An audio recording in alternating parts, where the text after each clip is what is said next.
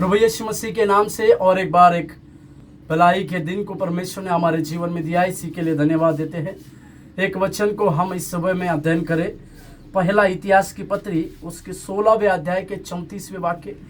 पहला इतिहास की पत्री 16वें अध्याय के 34वें वाक्य, जहाँ पर लिखा हुआ है, यहोवा का धन्यवाद करो क्योंकि वह भला है, उसकी करुणा सदा की है। मेरे प्यारो, यहाँ पर इस बातों को हम जब इस बातों को ये धन्यवाद का भजन बोलकर दाऊद ने लिखा हुआ एक धन्यवाद का भजन बोलकर हम इसको देखते हैं। जब वाचा का संदूक उस यरूशलेम में लाया गया तो दाऊद के द्वारा एक धन्यवाद की बातें होते हुए हम देखते हैं। और आप लोगों को पता है कि परमेश्वर के भवन के निर्माण करने के लिए दाऊद के मन में बड़ी लालसा थी, परंतु परमेश्वर ने उसे इस प्रकार से कहा कि परमेश्वर का भवन यानी मेरा भवन तू नहीं परंतु तेरा पुत्र सुलेमान बनाएगा।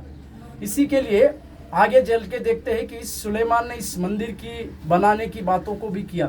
परंतु यहाँ वाचा का संदूक जब यरूशलेम की उस नगरी में या यरूशलेम में लाया गया तो राजा दाऊद के मन में एक आनंद की बातें होने लगी। वो परमेश्वर का मनलायक व्यक्ति है और उस मनलायक व्यक्ति के द्वारा परमेश्वर का वाचा का संदूक यरूशलेम में लाने के बाद वो आनंदित हो रहा है।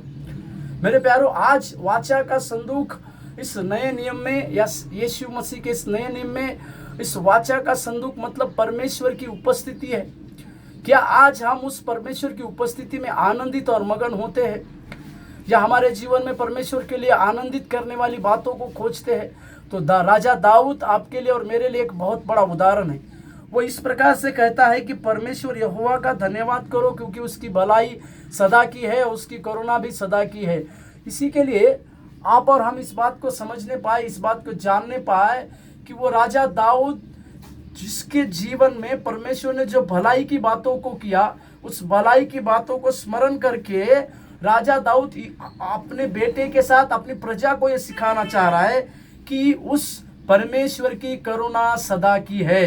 इसी के लिए अपने कई एक भजनों में इसी बातों के ऊपर राजा दाऊद देता है। मेरे प्यारो, उस परमेश्वर की बातों, परमेश्वर की भलाई को हम आज स्मरण करने पाए और परमेश्वर की करुणा को स्मरण करने पाए और साथ ही परमेश्वर की उपस्थिति में हमारे जीवन के बहुतायत के आनंद की बातों को खोजने पाए। इसी विषय में हम अपने आप को जीवन में समर्पित करें। प्रभु आपको आशीष दे।